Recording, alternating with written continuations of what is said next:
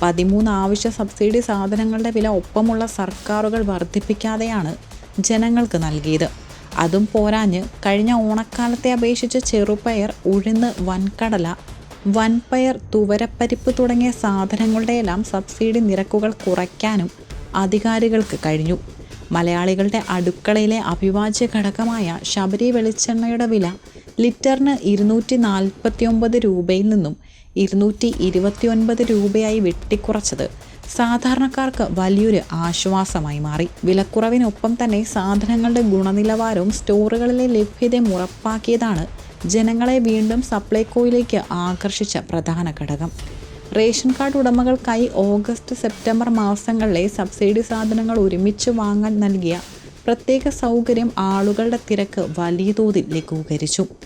മുൻ വർഷങ്ങളിൽ നിന്ന് വ്യത്യസ്തമായി സ്റ്റോറുകളിൽ സാധനങ്ങളില്ലെന്ന പരാതിക്ക് ഇടം നൽകാതെ സമയബന്ധിതമായ വിതരണം പൂർത്തിയാക്കാൻ കഴിഞ്ഞു. സൗജന്യ ഓണക്കിറ്റുകളുടെ വിതരണവും തിരുവോണത്തിന് 4 ദിവസം മുമ്പ് തന്നെ വളരെ കൃത്യതയോടെ പൂർത്തിയാക്കാൻ കഴിഞ്ഞു. ആകെ തയ്യാറാക്കിയ 6 ലക്ഷത്തോളം കിറ്റുകളിൽ ഭൂരിഭാഗവും ജനങ്ങളിലേക്ക് വിജയകരമായി എത്തിച്ചു. വിപണിയിൽ സർക്കാരിൻ്റെ ശക്തമായ ഇടപെടൽ ഉറപ്പാക്കുന്നതിനായി